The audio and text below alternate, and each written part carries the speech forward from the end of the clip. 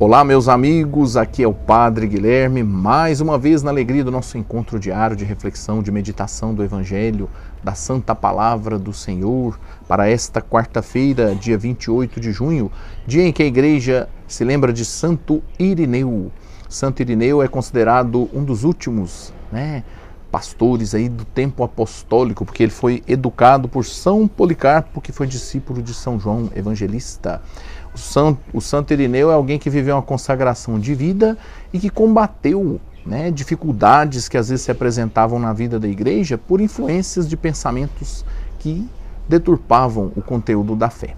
Peçamos então que Santo Irineu interceda por nós a Jesus para que nós busquemos cada vez mais o sentido mais precioso daquilo que nós acreditamos. Antes da nossa reflexão do Evangelho, eu quero convidar você para, se você ainda não se inscreveu, se inscrever lá no meu canal no YouTube, Padre Guilherme Machado. Ative o sininho das notificações para você ser avisado sempre que sair um vídeo novo. Dê sua curtida para valorizar os nossos vídeos aí, para que eles possam chegar a mais pessoas também. Você pode fazer lá seus comentários, dizer o que a palavra de Deus inspira em você.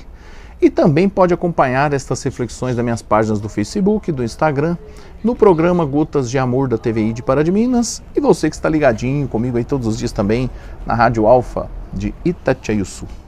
O evangelho da celebração de hoje é tirado do livro de Mateus, capítulo 7, versículos de 15 ao 20. O Senhor esteja convosco, Ele está no meio de nós. Proclamação do evangelho de Jesus Cristo segundo Mateus. Glória a vós, Senhor. Naquele tempo disse Jesus aos seus discípulos: Cuidado com os falsos profetas. Eles vêm até vós vestidos com peles de ovelha, mas por dentro são lobos ferozes. Vós os conhecereis pelos seus frutos. Por acaso se colhem uvas de espinheiros ou figos de urtigas? Assim toda árvore boa produz frutos bons, e toda árvore má produz frutos maus. Uma árvore boa não pode dar frutos maus, nem uma árvore má pode produzir frutos bons. Toda árvore que não dá bons frutos é cortada e jogada no fogo. Portanto, pelos seus frutos vós o conhecereis. Palavra da salvação, glória a vós, Senhor. Meus irmãos, o que Jesus diz aqui é para que nós tenhamos cuidado com os falsos profetas, porque na nossa caminhada de vida, de fé, muitas vezes aparecem pessoas querendo nos ensinar, nos falar de fé, mas existem aquelas pessoas que às vezes estão anunciando ou falando sobre as coisas de Deus de forma que não é o devido, por desconhecimento, por ignorância, por não saberem, por ingenuidade às vezes, ou por falta de maturidade de fé, e nós temos que ser cuidadosos com essas situações que vão se apresentando na nossa vida.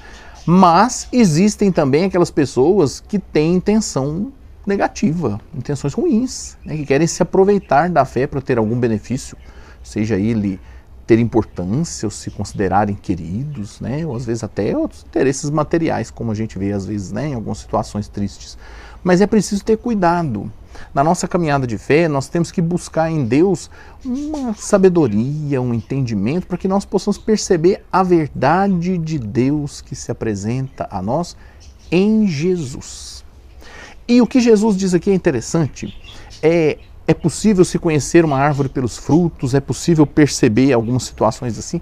O ser humano tem uma capacidade de observação. Quando nós vemos alguma coisa de fé, que às vezes escapa assim de uma certa coerência, ou percebemos que ali tem algo de diferente ou de meio estranho, nós temos que ser observadores. Não é que nós vamos ser preconceituosos ou maldosos, não.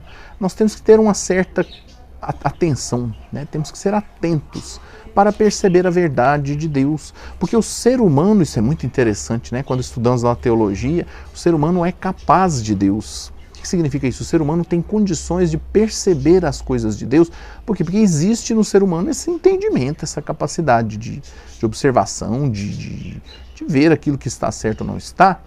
Então nós temos que ser atentos na nossa fé e observar as situações que se apresentam na nossa vida, aqueles que vêm anunciar a nós sobre Deus, para que nós possamos seguir verdadeiramente o caminho de Jesus.